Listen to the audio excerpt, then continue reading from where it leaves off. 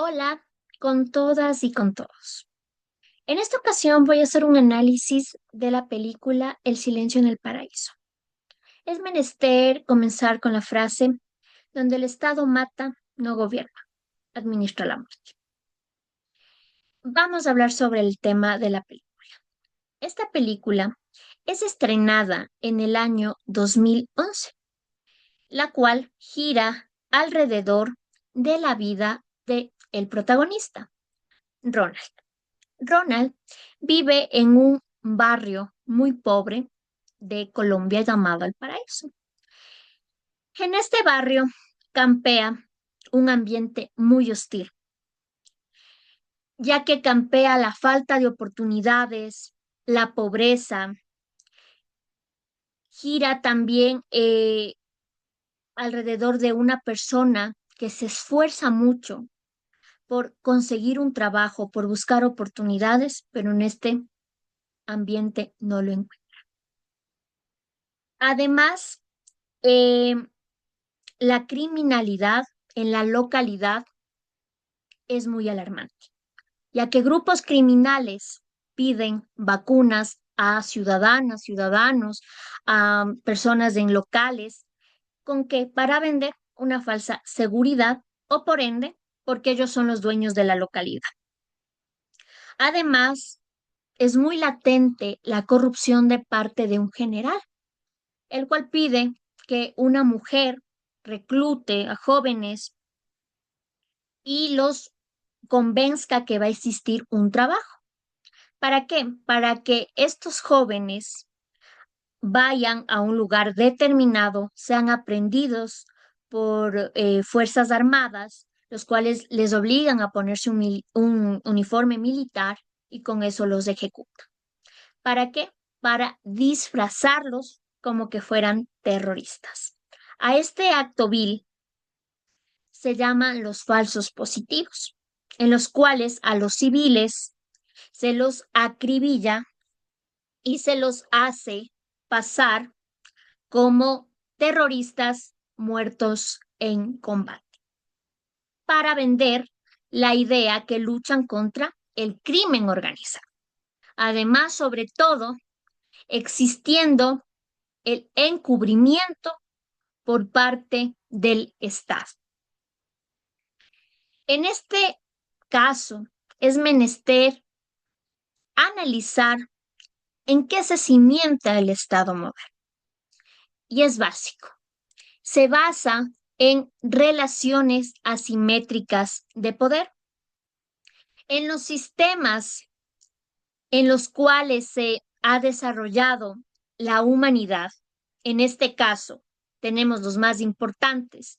El esclavista, existe el esclavizador y el esclavizado.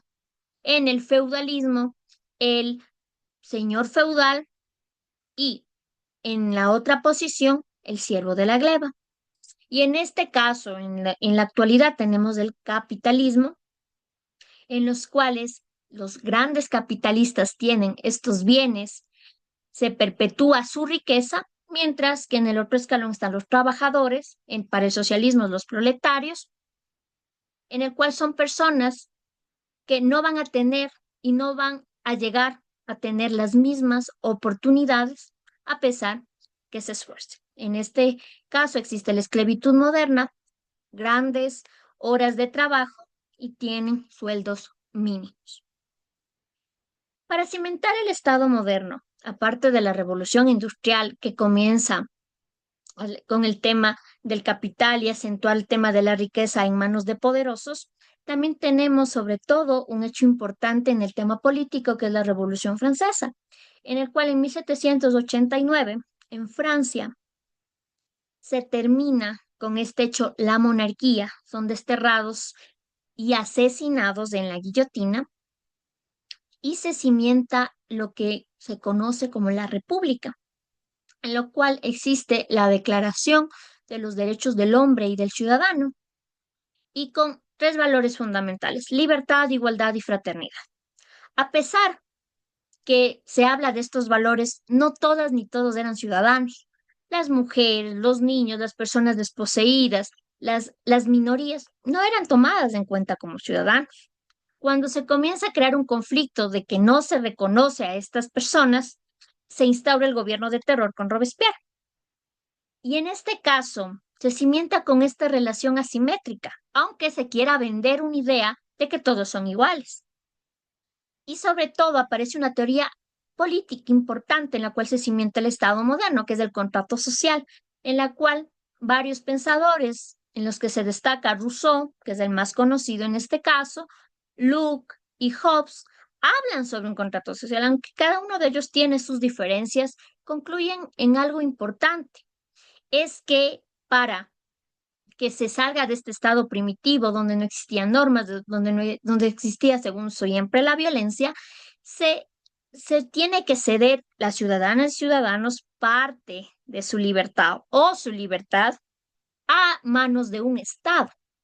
Este Estado se vende esta idea que va a ser el que te proteja, el que va a poder ser la única fuente de ejercer violencia con una única finalidad de la paz social. Aquí es una teoría fundamental, ya que se legitima las acciones del Estado, a pesar que se cimiente en temas jerárquicos y asimétricos de poder. Es por esto que es importante, como lo habla de la Parra y Tartosa, que es la violencia estructural. Es esta estructura altamente desigual y sobre todo, como vimos en la película, se va a basar en injusticia social, porque en este caso Ronald no tuvo oportunidades, no tuvo oportunidad de empleo, no tuvo oportunidad de estudios, no tuvo una oportunidad de una vida digna y se mermó sus necesidades básicas y sus derechos mínimos. Y sobre todo, aquí aparece el tema de la violencia, pero esta violencia entendida como esta manifestación de reforzar la legitimidad de un Estado.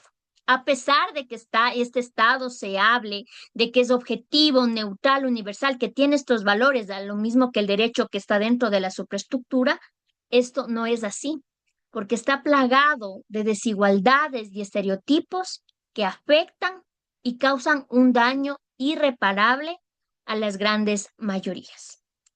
Es por esto que, en conclusión, el Estado moderno, como lo habíamos mencionado, está cimentado en relaciones asimétricas de poder. La violencia estructural se basa en la desigualdad y sobre todo en la injusticia social.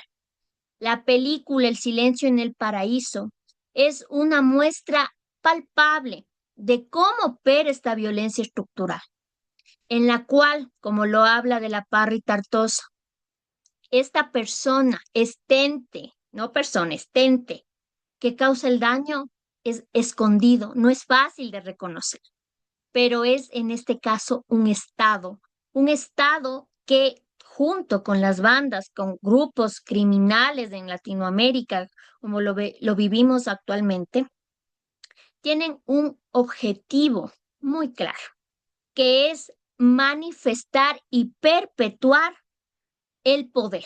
En el caso del Estado legitimado falsamente y en el crimen organizado cimentando el terror, la violencia a los habitantes. Pero esto converge en alianzas para mantener el poder. Y en estas alianzas, los únicos perjudicados son los desposeídos, los que no tienen este poder.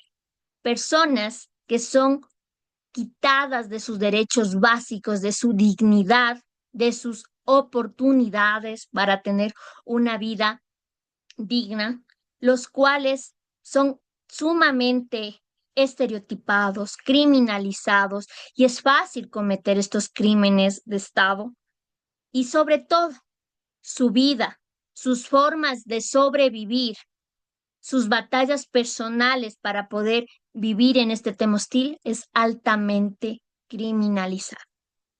Por lo cual es importante aquí entender y dilucidar cómo se campea esta violencia estructural y sobre todo no ser agentes perpetuadores de la violencia. Con esto me despido. Muchísimas gracias. Hasta una próxima ocasión.